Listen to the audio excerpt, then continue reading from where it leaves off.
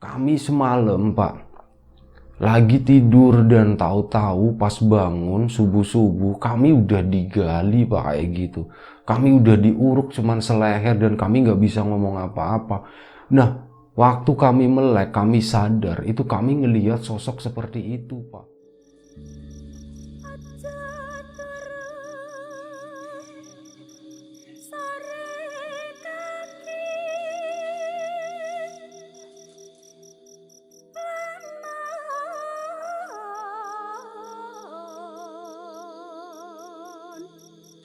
Ana dewa ngangklang jagat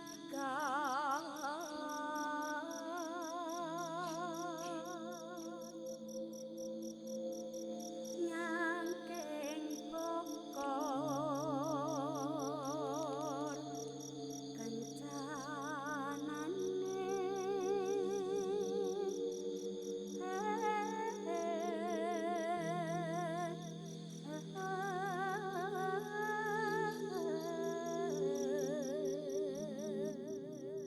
Selamat pagi, siang, sore, dan malam kawan-kawan semuanya. Assalamualaikum warahmatullahi wabarakatuh.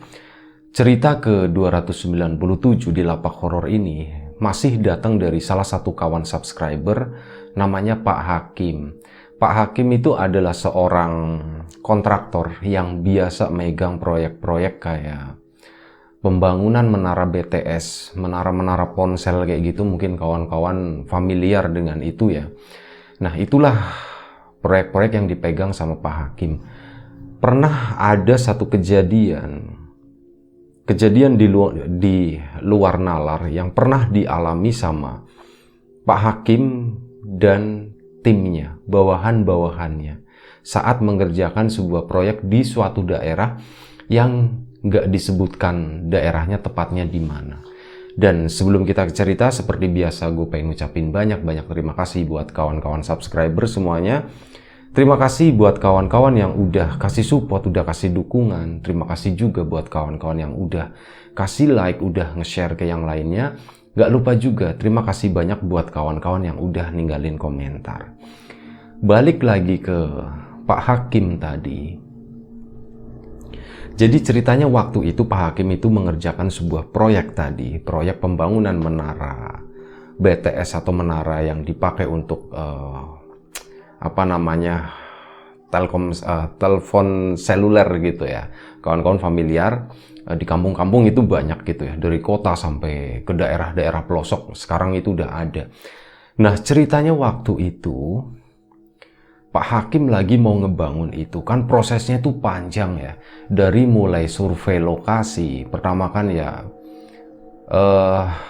titik koordinatnya tuh di kisaran mana sih kayak gitu. Terus dicarilah di sana tempat yang paling memadai. Biasanya mereka itu akan cari lahan kosong yang pastinya. Karena apa? Mereka itu menyewa tanah, bukan ngebeli, tapi menyewa tanah untuk sekian tahun, durasi yang cukup lama disewanya, dan biasanya tanahnya itu masih bentuk kebun kayak gitu, bukan tanah yang udah ada bangunan. Kalau udah ada bangunan kayak gitu kan otomatis ya pasti sewanya lebih mahal dan harus ngebongkar bangunannya juga gitu kan. Dan ketemulah sebuah kebun waktu itu, kebun milik warga yang cukup luas, lokasinya itu di pinggiran kampung.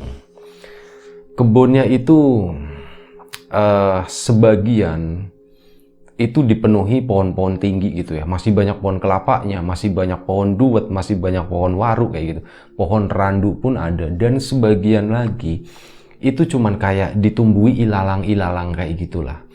Nah, proses pembangunannya itu titiknya itu di bagian yang ada ilalangnya. Jadi bukan pohon-pohon yang tinggi, itu bukan. Tapi di sisi luarnya, di mana di situ cuma ditumbuhi ilalang mungkin kurang lebih sekitar 1 meter lah. Jadi setelah deal dengan yang punya tanah, uang sewa pun dibayar. Itu prosesnya beneran panjang ya kalau kawan-kawan tahu gitu ya. Jadi ada nanti negosiasi dengan beberapa tangga segala macam kayak gitulah, perizinan kayak gitu. Tapi semuanya udah dilalui dengan sempurna, udah beres semuanya. Akhirnya ditentukan hari itu titiknya tuh di sini, dan pengerjaannya pun dimulai waktu itu. Pertama dibabatin tuh semua. alang-alang atau ilalang itu dibabatin, dibersihin, radius sekitar, intinya buat mempermudah transportasi material, terus mobilisasi dari timnya Pak Hakim sendiri. Nah, Pak Hakim itu punya anak buah atau tangan kanan lah, kayak gitu. Itu namanya Pak Jaka. Karena bosnya namanya Pak Hakim dan si anak buahnya tangan kanannya ini namanya Jaka, akhirnya sama anak buahnya lagi yang bagian-bagian tukangnya kayak gitu, itu suka dipanggilnya jadinya diplesetin gitu ya, jadi Pak Jaksa kayak gitu. Jadi Pak Hakim sama Pak Jaksa katanya kayak gitu. Dan udah Pak Hakim setelah Pak Hakim itu lebih ke administratif gitu ya. Udah selesai, jadi Pak Hakim itu nggak banyak di situ, nggak banyak di lapangan. Yang banyak di lapangan itu adalah si jaksa tadi, Pak Jaksa tadi gitu. Di sana nanti dia yang akan mengawasi semua pengerjaan proyek itu. Singkat cerita, udah dibersihin semuanya tuh lokasi. Penggalian pun dimulai karena untuk ngebangun menara yang setinggi itu dengan ya berat logam besi gitu, baja seberat itu kan ya butuh pondasi yang cukup bagus, cukup kokoh, dan itu harus tertanam cukup dalam juga. Dalamnya berapa itu nggak disebutin ya berapa sayangnya gitu. Jadi penggalian pun dimulai, digali secara manual, bukan pakai alat berat karena memang akses lokasi ke tanah kebun itu memang agak susah, jadi susah dilewati kendaraan-kendaraan besar, kendaraan berat, makanya udah dikerjainnya pun manual pakai orang. Waktu itu ada sekitar 6 orang yang bekerja, itu melakukan penggalian dari awal ya. Itu digali rame-rame kurang lebih berapa hari gitu ya, karena lumayan dalam juga. Adalah mungkin 4-5 hari mereka melakukan penggalian itu. Bahkan sesekali untuk penggaliannya aja kadang bisa memakan waktu sampai 1 minggu gitu. Dan waktu itu cuman kurang lebih sekitar 5 hari. Mereka mulai menggali gitu kan. Pak Jaksa biasalah ngawasin di situ. Digali 1 meter. Memasuki meter kedua, para pekerja itu tiba-tiba berhenti. Salah satu pekerjanya sebut saja namanya Tono. Tono lagi ngegali. Alatnya, pacul atau skop yang dipakai itu ngebentur sesuatu gitu. Itu lokasinya di pinggiran itu galian tadi. Kotakannya, lokasinya tuh di sebelah pinggir di sana. Lagi entah di begini atau di begini gitu, cerek gitu kan. Cerok loh, kok susah gitu kan, dipaksain gitu, dipaksain terus digali terus, lah kok nemu batu bata di sini. Akhirnya ribut kan, oi sini deh coba deh, kok ada batu bata ya gitu.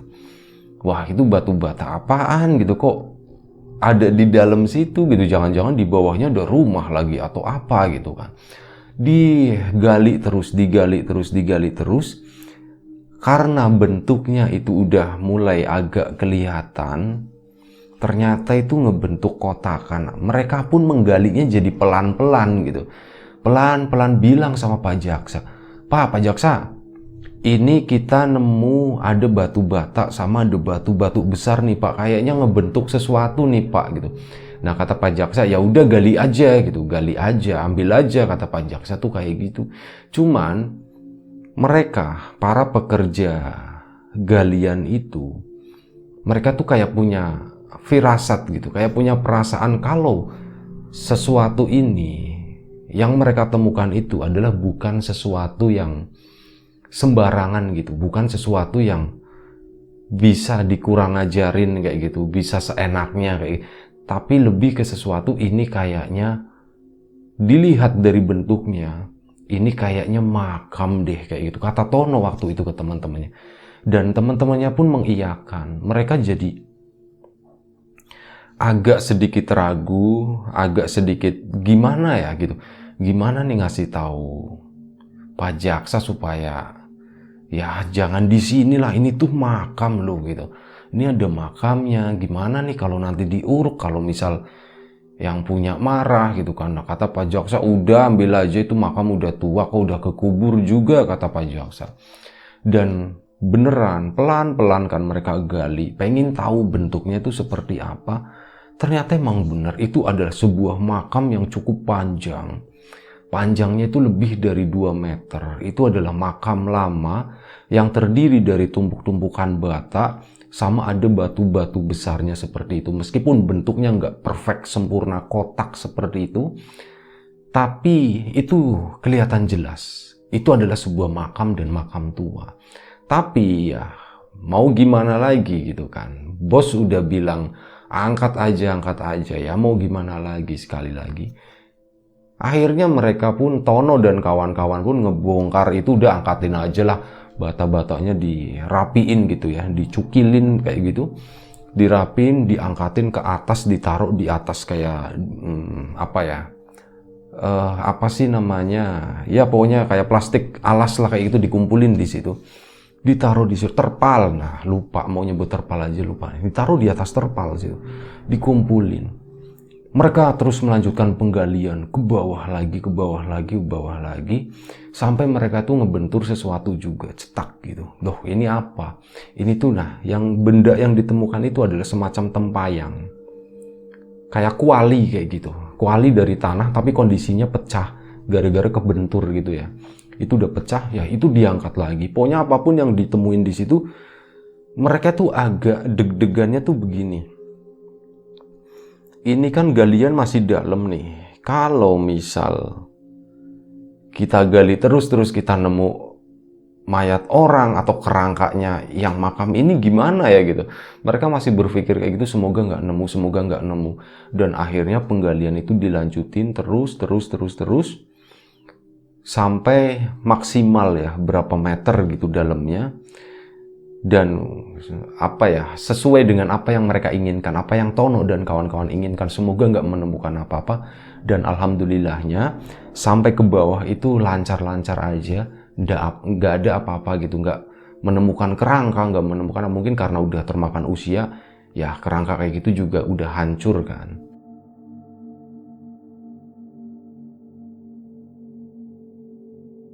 Nah, di hari keempat atau hari kelima waktu itu, penggalian udah selesai.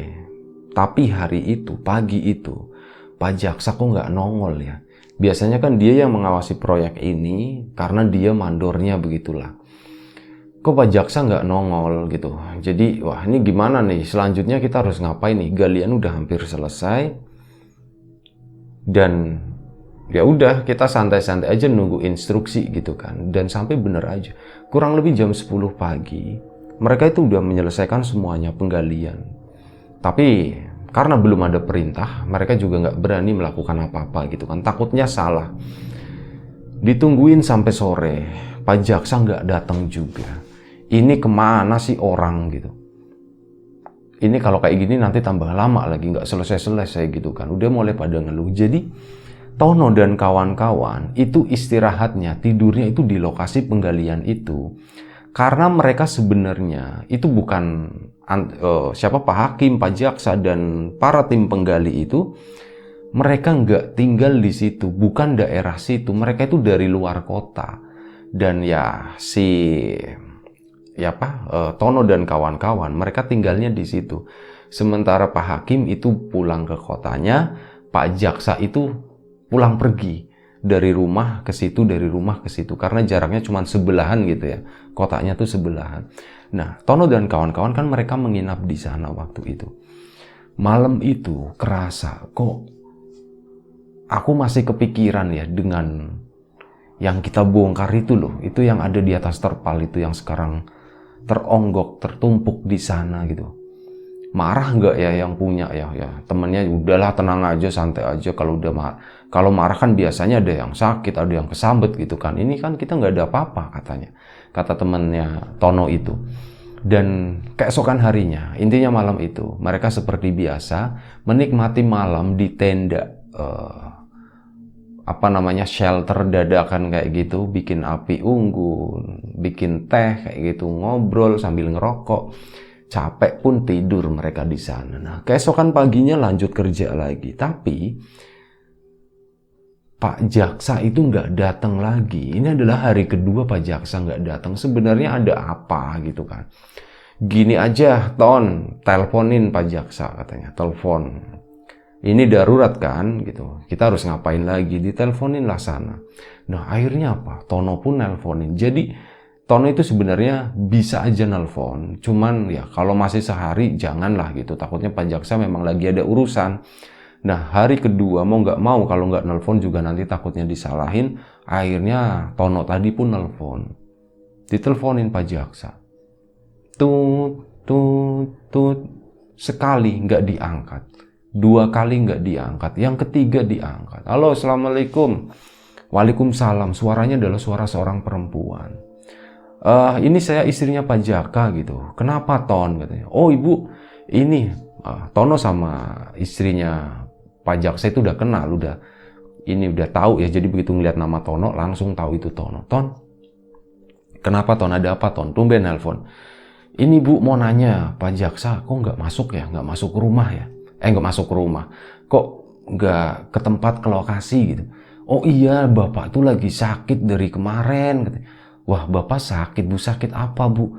Nggak tahu, tiba-tiba badannya ngedrop, lemes, dan bapak tuh sering ngigo kayak orang kesambet, katanya kayak gitu.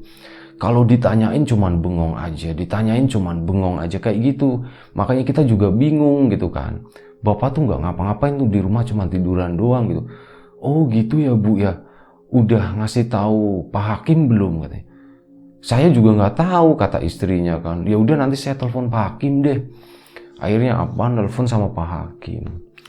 Assalamualaikum Pak Hakim. Ya kenapa Ton? Kok langsung nelpon ke saya? Katanya ada apa nih? Jaksanya kemana gitu? Ini Pak, mohon maaf Pak.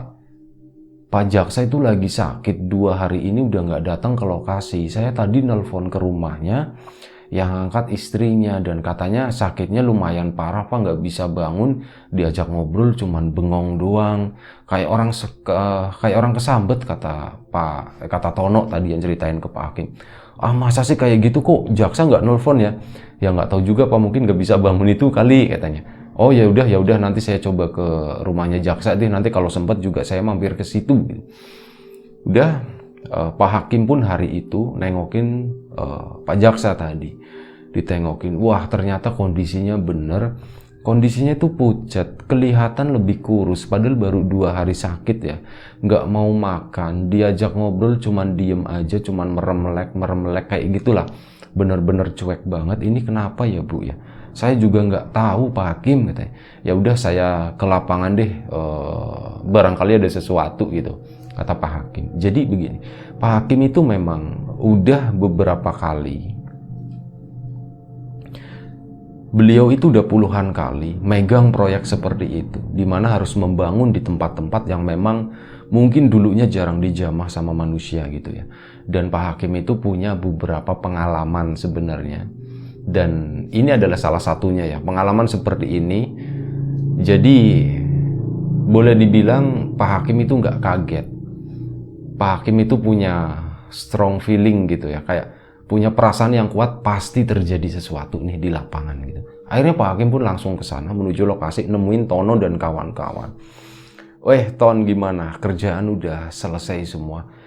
Alhamdulillah Pak Hakim, ini udah selesai semua, galian udah beres, cuman kami nggak tahu harus ngapain. Bukan nggak tahu harus ngapain ya Pak ya, kami tahu habis ini tuh bikin pondasi segala macam, melanjutin, cuman belum ada perintah Pak, takutnya saya salah, kami salah gitu kan. Oh ya udah nggak apa-apa, tadi saya habis dari rumah Jaksa, dia emang lagi sakit gitu, sakitnya tuh kayaknya orang kesambet, bener kamu bilang kata Pak Hakim kan. Lah terus gimana ya Pak? Nggak, ntar dulu, kamu jangan nanya saya dulu, saya yang mau nanya kamu gitu. Ada apaan sih gitu? Lah itu tuh apa tuh di atas terpal itu? Pak Hakim tuh langsung matanya menuju ke situ karena udah familiar dengan hal-hal serupa seperti itu. Akhirnya Tono pun menceritakan, gini Pak, itu adalah tumpukan dulu tadinya di makam, kayak bentuk makam Pak, di bawah itu Pak, jarak semeter berapa gitu kami menemukan itu. Kata Pak Jaksa, udah angkat aja katanya. Ya udah kami angkat Pak, kayak gitu. Oh begitu ya, pantes ya, pantes, harusnya geser dikit nggak apa-apa kata Pak hakim tadi, harusnya geser berapa sih, paling 1,5 meter itu pondasi nggak apa-apa, kata Pak Hakim. Oh gitu ya Pak, ya udah, tapi ini udah terlanjur sih Pak, ya udah nggak apa-apa. Ya udah kalian lanjutin aja deh bikin ini ya, pondasi segala macam, diterusin aja kayak biasanya. Kalian tahu gitu, kalian udah dapat perintah dari saya. Sambil nunggu Pak Jaksanya sembuh gitu, saya pulang dulu ya. Akhirnya Pak Hakim pun pulang. Dikerjainlah apa yang diminta sama Pak Hakim oleh Tono dan kawan-kawan. Waktu itu nambah 2 orang lagi, 2 orang baru, jadi totalnya itu ada 8 orang di situ. Nah, siang itu mereka mulai mengerjakan. Jam tanggung ya, selepas duhur mereka baru mulai mengerjakan itu. Jadi yang didapat pun sedikit. Akhirnya ya karena udah sore mereka kan harus istirahat. Istirahatlah mereka. Setelah bersih-bersih, mereka sholat maghrib di situ. Ada yang keluar beli makan, pulang lagi ke situ makan bareng. Selepas makan bareng, lagi-lagi si Tono itu bilang, aku kok ngerasa nggak enak ya. Nggak enak kenapa? Perasaanku nggak enak katanya kayak gitu. Ini ada sesuatu yang nggak beres nih. Kok Pak Jaksa bisa kayak gitu ya? Aku tuh takut gitu. Ini nanti ke kita juga kena, kata Tono seperti itu. Ya temennya lagi-lagi udah tenang aja Ton. Udah bismillah aja lah, selamat, kata temannya kayak gitu. Ya udah Tono pun dibawa tenang gitu kan. Nah, akhirnya malam itu sekitar jam 9 malam, jam setengah 10, mereka pun tiduran. Jadi di tendanya itu ada kayak mereka tuh bikin kayak tempat tidur semi permanen kayak gitu, tingginya kurang lebih sekitar 1 meter. Mereka tidur di sana. Entah jam berapa, Tono itu kebangun, mungkin sekitar jam 1 malam ya, udah lewat tengah malam. Kok perasaanku nggak enak ya, kata Tono gitu. Dia mimpi ketemu sesuatu gitu, tapi itu nanti ya di belakang. Kok perasaanku nggak enak. Dan pagi harinya nih, Pak Hakim nengokin Pak Jaksa lagi. Gimana kondisinya Bu Pak Jaksa? Masih sama Pak Hakim, kondisinya masih ya begitu-begitu aja, belum mau makan. Gak ada perubahan lah kayak gitu, kata ibunya. Oh ya udah, gini aja Bu, Ibu ada kenalan orang yang mengerti hal-hal klinik kayak gitu nggak Bu? Hal supranatural katanya. Waduh, saya nggak ada Pak Hakim gitu. Oh ya udah, nanti saya coba ini deh. Barangkali ya Bu, ini barangkali ya, tapi nanti saya ceritanya terakhir aja. Nanti saya biar kontak orangnya dulu, coba dicekin Pak Jaksa itu kondisinya seperti apa kayak gitu. Oh ya udah, silakan Pak Hakim, terserah Bapak aja katanya. Ya udah, akhirnya Pak Hakim pun meluncur ke lokasi Tono dan kawan-kawan. Ke sana lagi. Pak Hakim bingung gitu ya, ini kok sepi banget, orangnya pada kemana gitu, disuruh ngerjain. Waktu itu udah sekitar jam 11 siang, udah hampir tengah hari ya. Pak Hakim ke situ nengokin ke dalam, ke bawah. Lah ini kok baru dapat segini, perasaan dari kemarin ini harusnya udah dapat 2 kalinya ini nih gitu, kata Pak Hakim. Ini lagi orangnya pada kemana, kok sepi banget, nggak ada siapa-siapa. Pak Hakim udah duduk di tenda situ, yang biasa buat tidur Tono dan kawan-kawan. Duduk di situ di kayunya, duduk gitu sambil nyalain rokok gitu, nunggu ini kemana. Ini udah setengah jam loh, udah hampir siang, tapi nggak ada tanda-tanda Tono dan kawan-kawan itu masih eksis gitu ya, kata Pak Hakim gitu. Ini bener-bener pada kemana nih, pada kabur atau gimana gitu kan. Akhirnya apa, Pak Hakim itu muter-muter cek lokasi sendiri gitu kan. Ini pada kemana nih orang, Ton gitu ya, kata Pak Hakim. Lah dipanggil-panggil juga nggak ada, kalau ada orangnya juga pasti kesini kan. Pak Hakim itu jalan kurang lebih 30 meter masuk ke area yang banyak pohon-pohon tingginya. Di perbatasan situ masuk ke sana.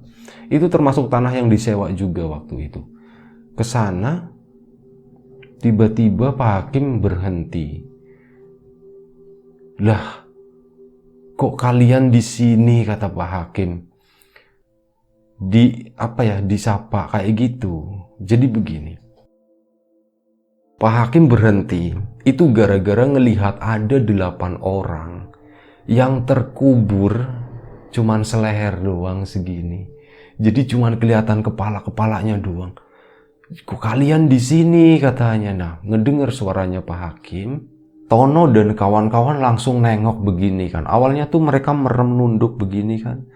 Setelah Pak Hakim ngomong kayak gitu, kalian kok di sini? Mereka pada nengok bersamaan. Mereka itu berusaha mengucapkan sesuatu, ngeliatin Pak Hakim. Pak Hakim kayak seolah-olah bilang tolong, tolong, tolong gitu dari mulutnya. Tapi nggak kedengeran suara apa-apa. Suaranya itu nggak keluar. Akhirnya apa Pak Hakim? Oke, kalian tenang ya. Kalian tenang di sini. Kalian tenang. Saya tahu ada sesuatu yang nggak beres di sini yang terjadi. Akhirnya apa Pak Hakim buru-buru lari ke sana cari warga paling deket di situ. Diketokin, Pak, permisi Pak, ada masalah dengan orang-orang saya di sana. Minta tolong Pak. Akhirnya pada datang beberapa warga ke sana. Wah, ini kenapa? Ini kenapa? Ini kenapa? Akhirnya apa beberapa warga pun ikut ngebantuin buat ngegaliin gitu ya. Buat ngegaliin begini dikerok-kerok gitu. Nah, saat digaliin begini, itu orang-orang yang terpendam itu kepalanya tuh pada begini. Seolah-olah tuh bilang gitu, jangan digali, jangan gitu. Mulutnya pun mengucapkan sesuatu yang seolah-olah seperti itu tapi nggak ada suaranya gitu. Ojo digali katanya kayak gitu. Dan orang-orang itu bingung awalnya.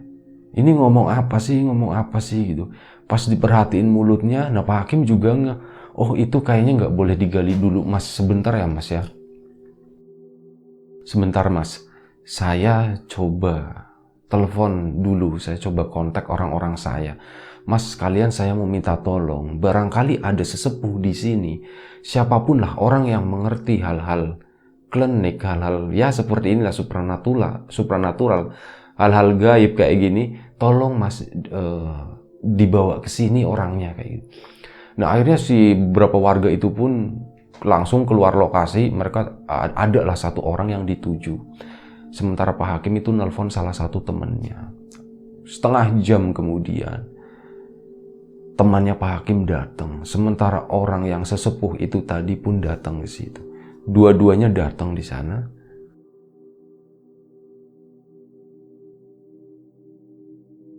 Nah, mereka berkumpul udah di situ kan, membahas sesuatu ya tentang apa yang terjadi gitu. Jadi sebenarnya untuk ngebuka atau ngangkat itu yang 8 orang terkubur di sana, itu dibutuhkan kayak ritual tertentu, dibutuhkan doa-doa tertentu, dan itu dilakukan sama orang-orang tertentu juga. Akhirnya 2 orang itu, temannya Pak Hakim sama sesepuh yang ada di kampung itu pun bekerja sama, kayak bernegosiasi dengan sesuatu yang gak terlihat waktu itu. Dan akhirnya setelah cukup lama, kurang lebih sekitar setengah jam, dan waktu itu udah sekitar jam 2 atau jam setengah 3 sore, akhirnya 8 orang itu, Tono dan kawan-kawan pun berhasil diangkat. Awalnya nggak mau dan akhirnya berhasil gitu ya. Dan sebelum diangkat waktu itu, kondisi Tono dan kawan-kawan itu udah bisa ngomong gitu. Akhirnya ditanya, kamu gimana, nggak apa-apa? Iya saya nggak apa-apa, angkat aja, angkat gitu. Akhirnya diangkat kan. Ya pas diangkat kondisinya udah lemes, akhirnya udah mereka dijajarin begitu, ditidurin, diistirahat kayak gitu, dikasih minum, waktu itu minum sih, belum dikasih makan. Setelah mereka minta makan baru dikasih makan. Nah, dari situ tuh ada penjelasan. Jadi begini, sesepuh di kampung itu pun bahkan nggak tahu kalau di tempat tersebut itu ada makam di bawah yang udah terkubur 1 meter lebih gitu. Itu nggak tahu, dan ternyata hari itu baru terkuak, itu adalah sosok makam, apa ya, kalau boleh dibilang sosok itu dulunya juga orang sakti, orang pinter, dan profesinya sehari-hari itu adalah seorang tukang gali tanah. Kayak gitu, tukang gali tanah di makam ya. Itu pekerjaan sehari-harinya. Nggak cuma di makam aja, tapi kalau misal ada warga yang minta digaliin tanah, buat buang sampah kayak itu. Orang dulu kan biasanya kayak gitu, mereka tuh punya blumbang di belakang rumah. Nah, orang tersebutlah yang akan mengerjakan itu. Dan sosok yang nampak itu adalah seorang laki-laki tinggi besar, dan dia itu ngebawa kalau kata Pak Hakim itu istilahnya lembek gitu. Bahasa Jawa lembek itu adalah kayak semacam alat gali tradisional yang kayu gagangnya itu besar, kurang lebih mungkin diameternya 10 sampai 15 cm. Yang besar begini tingginya, kayunya itu kurang lebih sekitar hampir 2 meter, 1,5 sampai 2 meter, dan di ujungnya itu ada mata pisaunya gitu. Mata pisau yang mirip skop tapi lebih kecil. Itu katanya bawa alat seperti itu, dan itu bener. Iya bener Pak, si Tono tuh akhirnya ngomong, kami semalam Pak lagi tidur dan tahu-tahu pas bangun subuh-subuh kami udah digali Pak, kayak gitu. Kami udah diuruk cuman seleher dan kami nggak bisa ngomong apa-apa. Nah, waktu kami melek, kami sadar itu kami ngelihat sosok seperti itu Pak. Laki-laki tinggi besar, badannya kekar gitu, badannya hitam, dan dia bawa itu bener bawa lembak katanya. Tono pun mengiyakan seperti itu, dan ya sudah, akhirnya ini alhamdulillahnya sudah dinegosiasikan. Ya intinya dia itu yang punya makam di situ minta dikembalikan makamnya ke bawah sana. Tapi kayaknya agak nggak mungkin karena di sana juga udah ditutup beberapa batu-batu ini kan, batu-batu pondasi.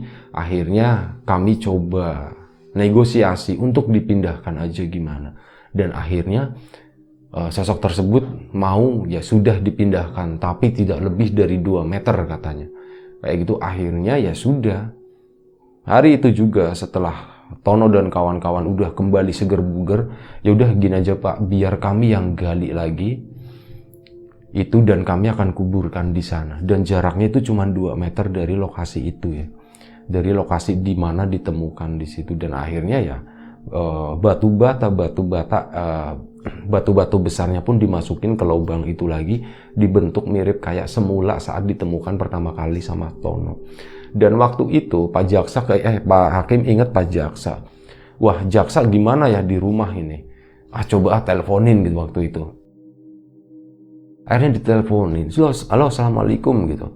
Waalaikumsalam, dan yang ngejawab itu adalah suaranya Pak Jaksa kali ini. Kamu gimana Jaksa?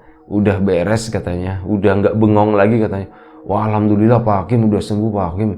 Iya kemarin kita sompral di sana Pak Hakim, dan itu ada yang ngedatengin saya katanya. Pak Hakim kan ngomong lah, yang ngedatengin itu laki-laki ya, bawa alat galian katanya. Iya Pak, kok Pak Hakim tahu? Iya, kita udah selesaiin di sini alhamdulillah. Insya Allah semuanya beres lah. Nanti kamu kalau udah pulih besok berangkat ke sini ya.